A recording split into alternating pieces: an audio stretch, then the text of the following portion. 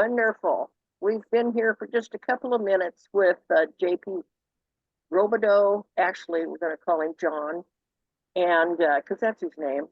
And we're very pleased to have him with us today. John is what I've been calling a mystery writer, but he's not. He's more of a thriller writer, but not those icky, loud things nowadays. Kind of a spy thing, right?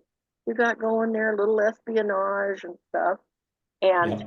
his most recent book, it just really grabbed my attention when I saw it. Boris Thinks I'm Funny. And for those of you who've been around like I have, you will understand who Boris Yeltsin was from Russia. And I'm going to let him, when we get to it, tell you how that happened, how this book happened, because what an idea. I love it. So, anyway, John, I understand that your primary career for many, many years was advertising. And Yes, you're that's in, you're correct. in Spokane, where you grew up and you started out. You want to Mhm. tell us anything about that? Well, for just over 30 years, I had an advertising agency here in Spokane. It started out very small. My partner was my wife, and I. Our first office was in the Simons building downtown, and when I opened the door, I hit her desk. It was the former janitor's closet in that building. And we progressed from there to an agency that had about 25 employees, and we were down in the Chronicle building and the Elridge building. Well, I thought I knew you because I trying to think, is the Simons the one across from the post office? It's the one that's there no more. It's Oh, the one across from where Dotson's Jewelry used to be. It's a big parking lot right now oh dear. downtown. Well, I'm glad you moved and gave up the career before they put the parking lot in. That wouldn't have been fun. But I anyway, think Joni Mitchell had well, a song well, about well, now that. I'm curious, why did you want to write? How'd that come about? Well, that's a good point. Actually, in the advertising business, especially when we were new, we'd create an idea and then we'd have to fulfill it. We'd have to take it out into the media or in brochures, annual reports, that kind of thing. And so I also not only went out and got the clients and managed them, I also did some of the writing for them. I see. And we actually got paid for it. So it was like creating an idea was like coming up with an idea for a book, and then you'd have to fulfill after that Mhm. and just take it out. My first thought, though, was I wanted to be a screenwriter. And Oh, so I went to Canada several times. They had several screenwriting schools up there. And so I learned to do some chronological work and actually screenwriting is just telling the director how to put things together for mhm. a movie or whatever. And we put things together for 30-second and 60-second television spots, radio ads, that kind of thing. And so that's where I sort of cut my teeth on the creative and fulfilling. Right. And then, of course, you decided to do fiction.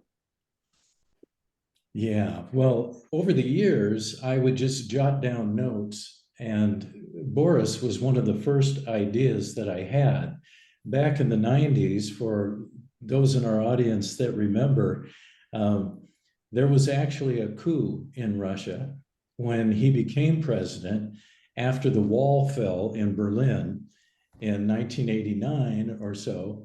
Mhm. Um, in the early 90s, he introduced some capitalistic ideas to communism. And therein lies the confrontation in Russia. And that's why there was a coup. He had a couple of people in his administration by the name of Gorbachev and Putin. And those two gentlemen didn't care for him and they went after him. Wow. Yeah. And Right. so he disappeared for a while. And when that happened, it just captivated me because I thought, wait a minute, you've got this confrontation happening in Russia. There's famous pictures of Yeltsin on a tank and battles being taking place, and his Capitol building was called the White House, by the way, in Moscow. It had fragments of windows, and there was barrages of bullets and bombs going off outside. He disappeared for a short period of time. They were worried about his life, and yet he remained president of Russia. And so that's where my story begins. Wow. And it really does begin too. It's a thumper right up front. Um, I I don't think, well, I have read other things that started with that much excitement, but this one was great. For one thing, you started with Dennis, his driver, and the big old car that he was driving. And I could almost picture this thing lumbering down the street. It's like a what kind of is like a limousine, and Yeah. but it was so flat, so close to the ground that, and the roads didn't sound like they were very good there. So I was a Yeah. little worried about him, but he was clunking along, and it's just a really neat start. And you write so well. I mean, I you're just, well, thank you for that. I actually had the idea for Boris Thinks I'm Funny back in the 90s, uh, and I started writing it as a screenplay. mhm. I came up with the character, the protagonist, Jack Templeman, who lives in Spokane. And somehow I had to connect Boris Yeltsin with Jack Templeman.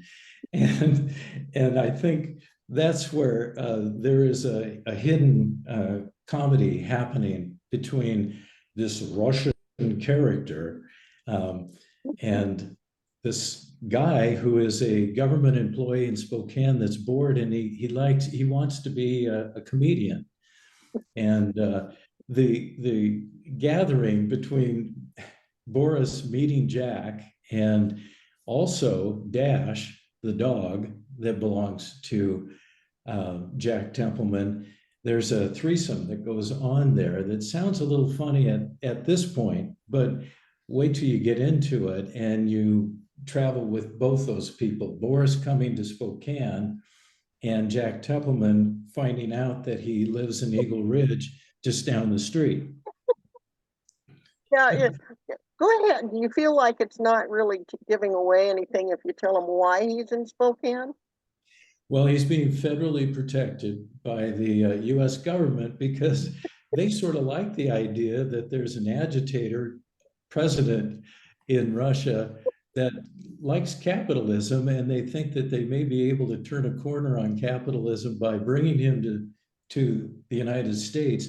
But they had to find one of the most obscure places in the United States possible. It can't be Yeah, where international assassins could automatically think, oh, he must be in Washington, D.C. or Dallas or, someplace, Chicago, yeah, yeah. Spokane, Washington. And enough said as far as that's concerned, because we reinforce the fact that we are a hidden community. I think just the idea, as you can see, it's like what? We're all just laughing because who does I'm just amazed you thought this thing up. That's all I can say is it's Well, Linda, I have to share that there were times when I was writing this that I would just have to stop, take my glasses off, and wipe my eyes because I was laughing so hard, just putting it together, just thinking how I keep asking myself, what if? And I'm sure other writers do as well. But my what ifs really started to get to be borderline ridiculous. But they all came out rather well. And then when we inject some seriousness into the story, which I do, then it to me it makes the funny parts even more precious. yeah, yeah, yeah. Well, and I'm not that far into it yet, but I am enjoying the writing and the storyline and everything. So I'm looking forward to that. I'm trying to figure out. I think I've got one of your others. Why don't you tell us a little bit about your two? These are two, I guess. What would we think? Spy novels or that kind of thing. Um, it's raining in London. My other one hasn't shown up yet. The other book that I ordered. Oh, I don't know. The other one is escape into rain, Yeah, Escape to the Rain.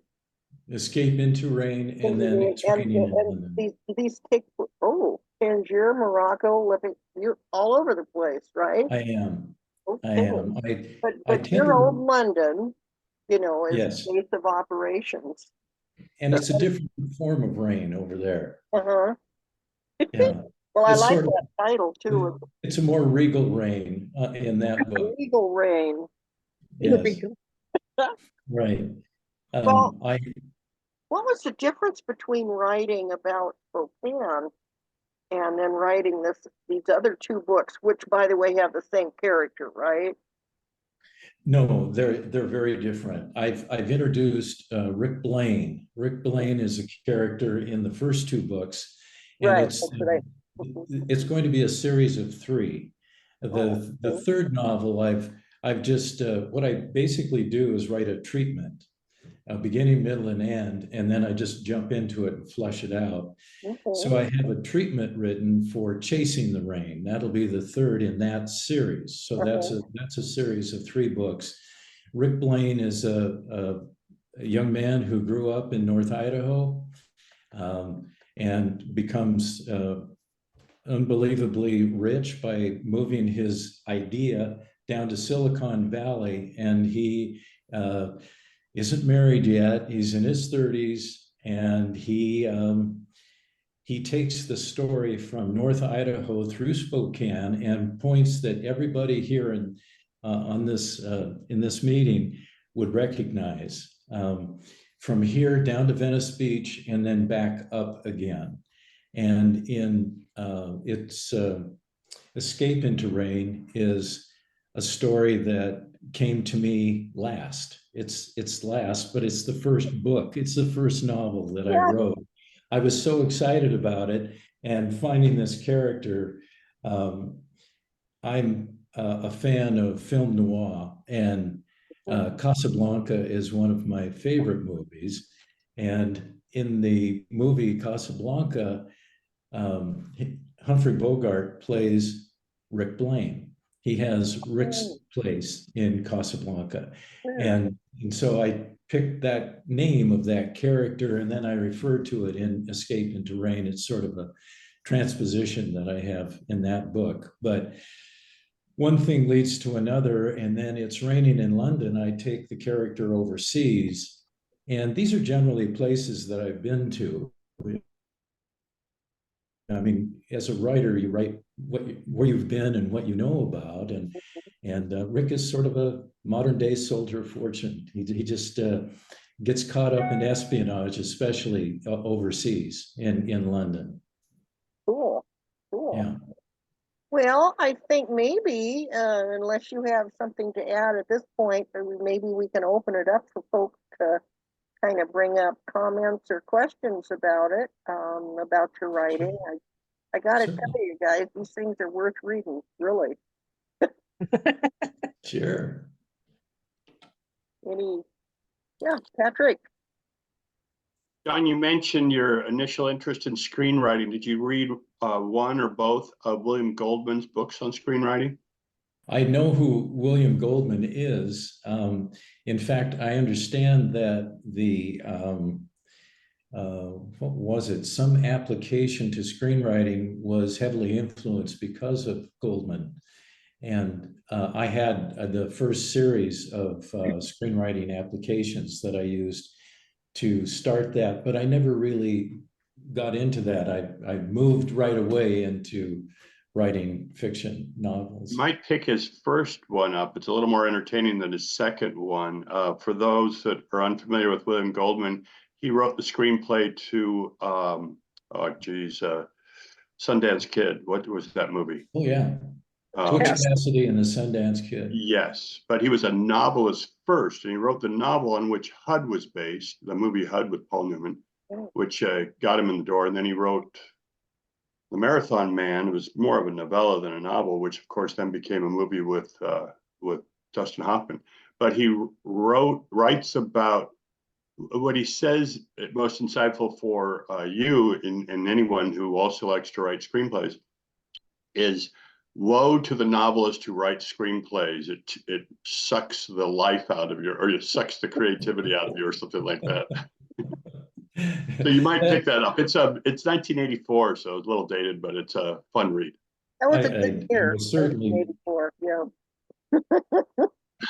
you bring up a good point too, because when you read through what I write, it's all chronological. There's no flashbacks, but you certainly could flash back a certain amount of this if a screenwriter wanted to. But I think screenwriting, for me at least, it really helped me develop character, get into a character and really pull that character up, because in a screenplay, as you direct the director, they're the ones that really have to imagine what needs to be sorrowful and what needs to be happy, and how that all plays out. And so that's where characters, to me, is developed for novelists, screenwriting. Good question. I mean, application. So do you maybe expand upon how you develop your characters, what techniques you use? And what is your first name? Beth? Beth. Okay, Should Beth. be showing up. Certainly. Well, as I mentioned, I like to do a treatment first, and then I may not develop that story. I may not feel like going into it right away, but when I do, I pretty much start with a list of characters that I feel need to be in that story, and then I bring those characters in as I develop the story when it feels right to me. So as I flush the story out, I go right away through the beginning of it, and I spend a lot of time in the very beginning, because that sets the stage for what happens later on. And I just make notes of my characters. I keep a written log. This is a Christmas story that I'm writing right now that I hope to get out in the fall. But I have that list of characters, and I go back once I get through the beginning, and the middle is where it really starts to get fat. That's where I look at a person, a character, and I keep asking myself, well, why are they acting that way? How would they feel at that point? Is the snowstorm really that dangerous? Are they that scared at that point in time? I just keep asking myself, how would I think they feel at that point in that story? And then I may not develop that all the way at that point, and I'll just keep going, because I want to get to the ending as soon as possible. And then I go back to the beginning and I do it again. And that can take 12 to 18 months of just going back through the story again and again, because we have to get to a minimum of about 75,000 words to be printed. Escape into Rain is 75,000, but the sequel to it, It's Raining in London, is just over 100,000. And once I get to that point and I feel the story is buttoned up, then I just go back and clear it out. And I have a couple of editors that I work with, and the editing takes anywhere from 4 to 6 months, usually, for what needs to be. And then you just have to let criticism roll off your back, because I've had editors that get to a point, they go, well, wait a minute, this doesn't make any sense to me at this point. Why is that character acting that way? And that's the beauty of it. I work in Google Chrome, and so there are comments that they can make off to the side, and I really enjoy that. Any comment that they make, and anything that they can add, especially when I got into It's Raining in London, when there was espionage involved, because even though I enjoyed watching it and reading about it, I didn't really know that much about MI6 and Scotland Yard and that kind of thing. As it turned out, my son-in-law, who is a professor and really an expert on the Middle East, knew all about that. And thank goodness, because he really helped me flush out exactly a character that I had invented, Sir Archibald, in that It's Raining in London. And he helped me develop that character into a 70-year-old Superman, as far as I'm concerned, in that particular instance. And he didn't start out that way. Well, So I hope that is a long-winded answer to Beth's question of just going back and keep flushing and keep flushing. And once you're happy with the way the characters are reacting with one another, then I think you need to say to yourself, I'm done. It's over. Print. Go for it.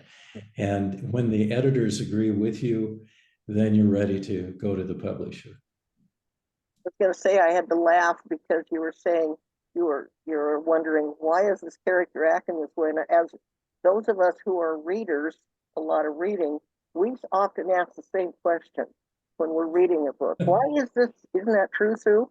Why is this character acting this way? So we sympathize with that. Sue, you were trying to say something earlier when you got kind of cut off. Well, this is a really offbeat question. You're organizing a dinner party, and you can invite 4 writers, living or dead. Who would you invite and why? Oh, well, I'd have to invite Edgar Allan Poe for sure. Absolutely. There's no question about that. John Grisham has been a favorite, even though some people feel like he's somewhat superficial. I think he has proven himself in more than a few novels to be a great writer. David Baldacci, and I think the inventor of Harry Bosch, Connolly, I think those would be, but Louise Penny, the Canadian, I just love her. Who's her character? Gamache, Detective Gamache. I just love the way that she keeps enriching that character every time with every one of her books. Yeah. So I can only invite 4. I think I just named 5. I'd have to drop somebody, but those are some of my favorites right there. Sue likes to ask this question, and I have to tell her, you know, I would not invite any dead people to my dinner. I'm sorry, Sue. I think I know what you meant, but The reason I ask is I like to get a feel of who, for example, John thinks is an important writer, because it might send me down a path of maybe I ought to check that person out and see how they write. Sure. Yeah, exactly.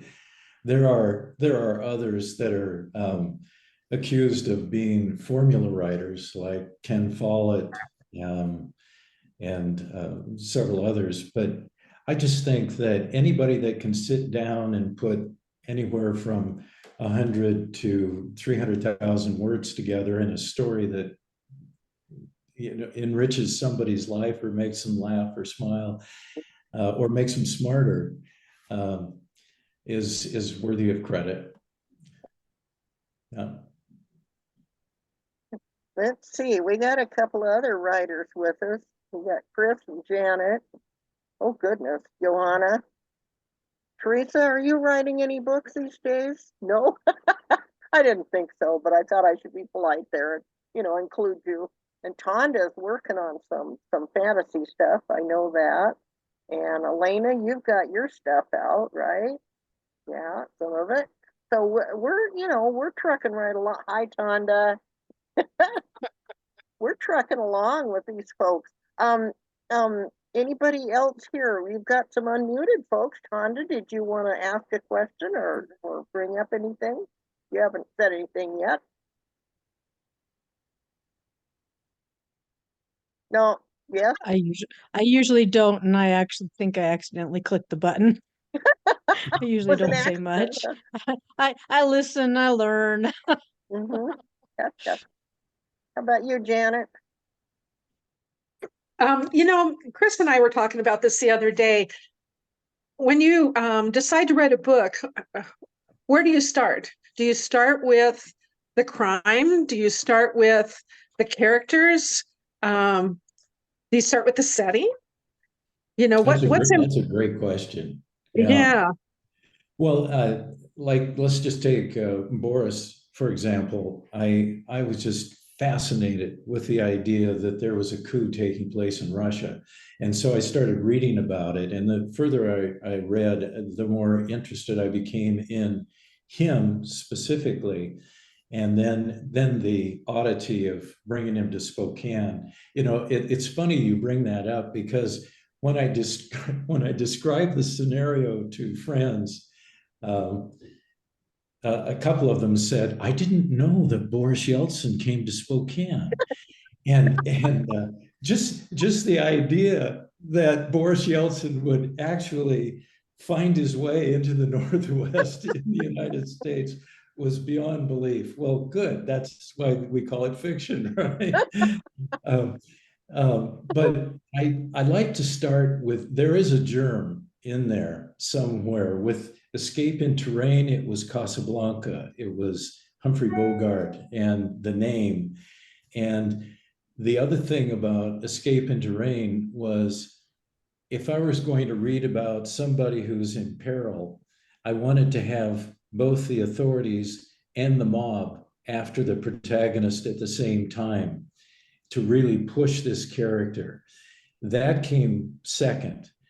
And how was I going to how was I going to make that happen in this book? And I managed to make it happen. And I'll just leave you with that idea. So it's, I think these little germs, just these little thoughts come to your mind, and it's like a flame that grows into a forest fire. Eventually, you just keep moving to the edge and asking yourself, well, what if? At least that works for me. If Patrick wanted I to hope know, that answers your question. he wrote it here. John, I read that one of your favorite novels is Beautiful Ruins by Jess Walters. Did you read Citizen Vince by Jess? Yes. That's that has that element of the fish out of water in Spokane pursued by the mob. Oh man, that is absolutely right on. And that one, I understand, he had in front of Hollywood. He actually participated in the screenplay. There is a screenplay written for Citizen Vance, and he has come so close. I had through the advertising business, I got to know this young cub reporter for the Spokesman Review by the name of Jess Walters. And I just knew him on a few assignments, and we've known each other over the years. And I even got to ride in his orange Lincoln Continental convertible a few times. He is so good at bringing character out. And you're right, that Citizen Vince in Spokane with the mob. And as I think back on it, that was something that I did. There was a germ of thought about that when I was writing. Now, if you can bear with me with an unrelated follow-up question. So the picture behind me, those are my siblings. And we grew up in the Shadle part of town, even though we all went to Catholic schools. You mentioned you grew up in Shadle. Do you find your upbringing influencing your writing in any way? Yes, especially the fact that I went to St. Charles grade school before entering sorry to hear Shady that. Park High School. What a difference it made. And there was a short stop at Glover Junior High before I went to Shadle, and it's such a shock, really, in my life when I turned 12 to 13 years of age, leaving the parochial side of life and entering the public school system. I just, yeah, I'm glad you brought that up. Those are, how many people are back there in that background for you? We had 14 kids in the family. Wow. Wow. That is. Only 2 are in Spokane there. at this point. But did you chase them all away, Pat? Well, I'm afraid greener pastures were out there. That's fabulous. Part of my background too, my dad was a amateur poet, and he would always write limericks and poetry on the side for birthday greetings, just holidays and that kind of thing. And then occasionally some kind of romantic something for my mother occasionally on anniversaries. And then dating way back, I have a great aunt who drove an ambulance in World War I, and she had friends like Keats and Yeats, and she wrote the London Derriere, which became the underpinnings for the song Danny Boy. And so I thought, I've just known about these people, and I thought, well, maybe there's some writing influence in my heritage along the way. Ooh, yeah. Joanna, you unmuted a while back. Did you want to? Yeah, I have a question for you, John. You mentioned that you've got this 3-book series, and the third book that you're writing is really the first book. So, would I hear that correctly? No, that Okay. I was just curious about how that happened. The third, did you have an idea for the 3 books at the beginning then? I did not. I did not. I knew what I wanted to do with the first book, but he became so exciting in that book. I felt I had to take him someplace else. So I took him overseas. And then there's such a romance going on. He's a single man who has a lot of money, and he knows 4, 5 women in his life. And so I'm sort of teasing the reader, who is Rick going to connect with down the road? And I want to bring that to the fore in Chasing the Rain. I want to end it with that third book. So that's my thought process right now. But I had to risk his life once and then twice, and now in a third one, he's got somebody chasing after him. And so Chasing the Rain is going to be, it's sort of a metaphor for what's happening to him at that point. So there's a thread that goes through all 3. I'm just thinking, because you'd mentioned Louise Penny, and she has threads that go through all of her novels. Is that what you're doing with yours as well? I bring people up to speed from the last into the second into the third. Yes. And I'd have to say that she was a big influence on that, as well as Scott Tudrow. He's a little more legal. He's like Grisham in that respect, that there's always something legal going on, but he's very good at bridging one novel into the next. And Joanna, you maybe already know this, but this is a separate book from the mysteries or the other ones he's talking about. Right. And I always consider myself a suspense thriller kind of writer. How can I cause the reader to be on the edge of their seat? I've had a few people comment to me that they had to stay up late to finish Escaping the Rain because it's so familiar to people, especially from the Northwest, when the ending of the book is coming, and there's a near tragedy that's happening as the rain begins to fall. So, yeah. I hope I've explained a little bit of the process. And if people ever want to get a hold of me, jprobideaux.com is my website, and you can leave a message for me, and I'd be happy to get back to you if you have any other questions. Okay. And we can continue with the Q&A.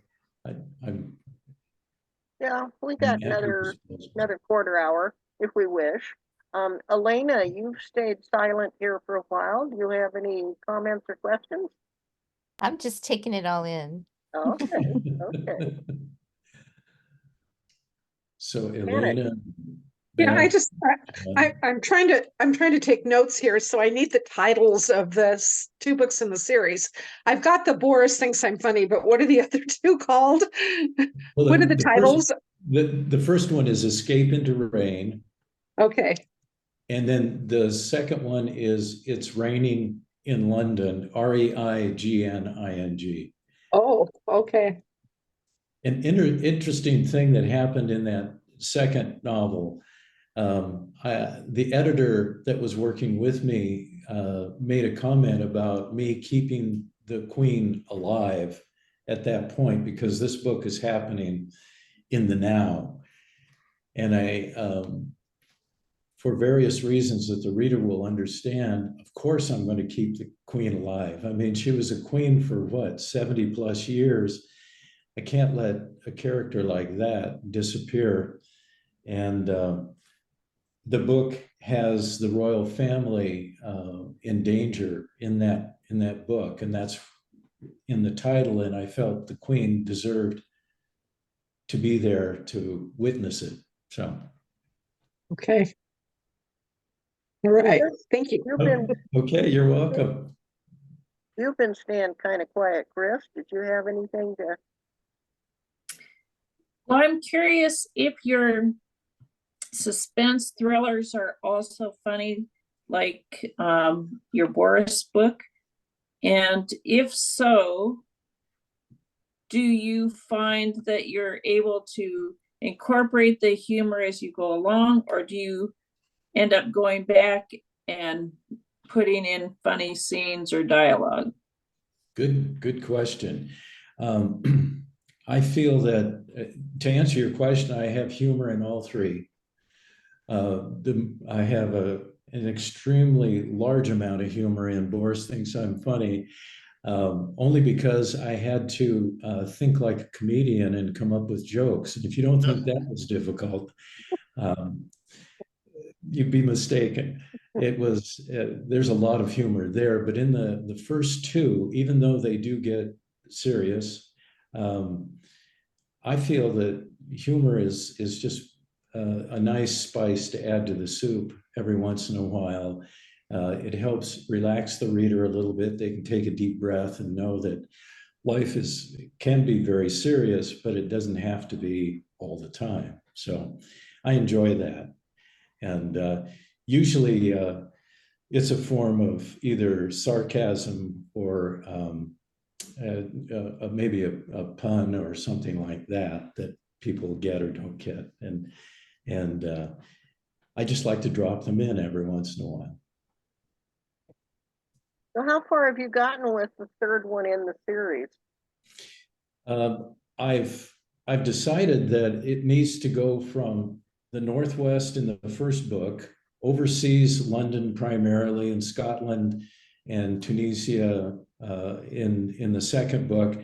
And in the third book, we're going to go to the Caribbean. We're going down. I need to get more into drug dealing. And, I was going to say, it sounds like you're going to take a vacation there, and this is a good way to, oh, never mind.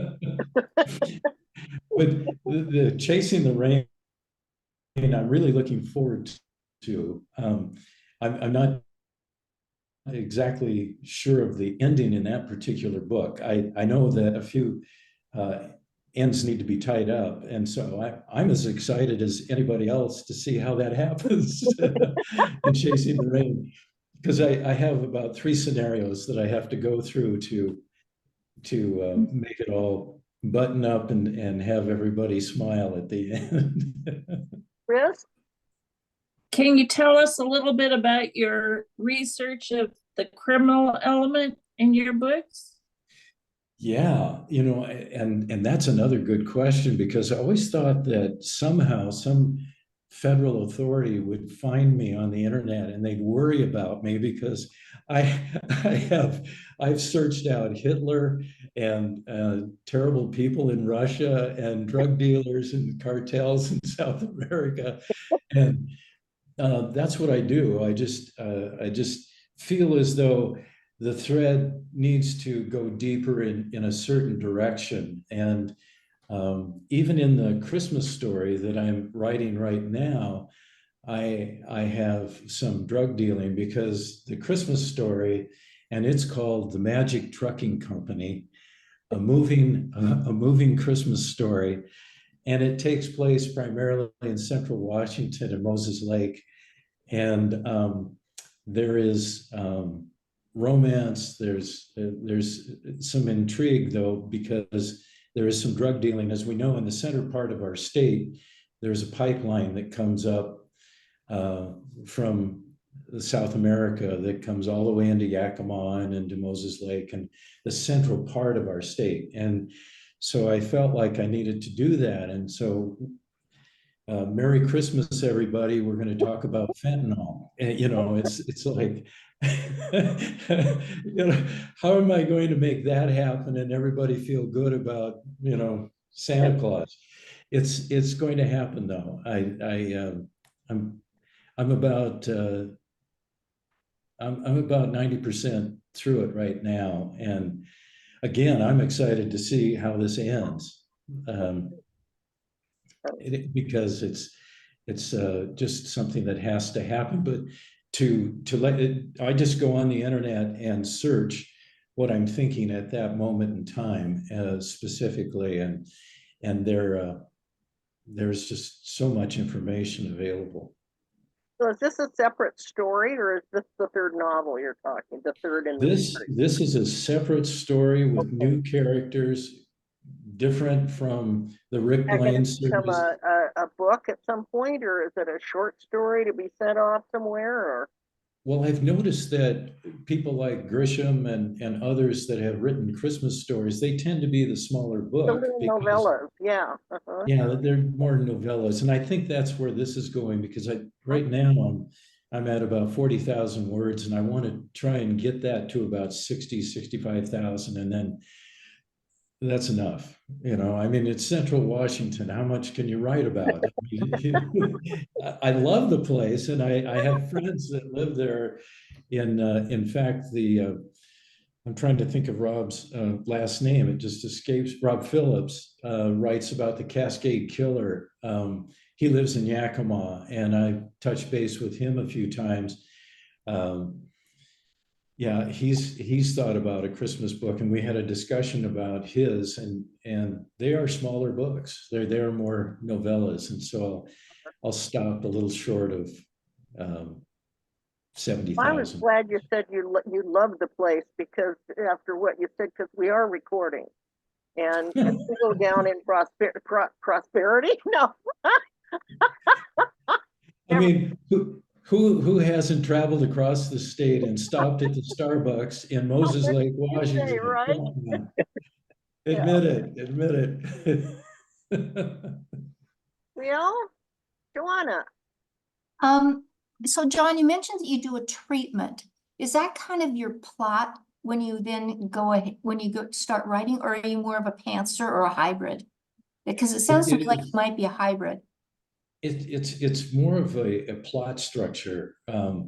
I know generally in my mind what I think needs to happen, but even in a treatment where I've got characters named that I know are going to be in there, the beginning and the middle, I don't spend too much time with the middle in the treatment, but the beginning and the ending I do. So it could be anywhere from a page and a half. Mine are longer than that, probably more like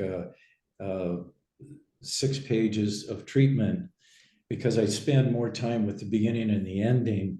The middle I don't worry about, because I know I'm going to have to flesh out these characters, and what happens in the middle is more character development. But I have to nail the beginning and the ending first before I get started. Generally, this is for a script, How long is a treatment typically? Well, typically, it can range from a simple page and a half on your computer to 10 pages. I wouldn't go more than that. Um, it's something that will definitely change over time. And again, the middle portion of that is just, it's going to be 2/3 of your story. And I misspoke. I called it a script. I'm sorry. It's a screenplay. Script just is the stuff they do for the actors. Never mind. Right, Yeah. right. The screenplay idea, that's where I got the idea to do a treatment first, was with the screenplays. And I haven't written that many. I've been involved in half a dozen. One complete movie screenplay that I participated in took forever. I mean, it was agonizing. 192 setups for an hour and a half movie, and you describe everything for the director. But you, in a screenplay situation, it's best to do a treatment so that you, as the screenplay writer, you can always look back on that and keep yourself focused as you're writing that screenplay. But I'm thankful that I'm writing novels and not screenplays, because, oh my goodness, I don't think I'd have any hair on my head. You know? That's special territory. I hear. It's just agonizing. It takes a special person to do that.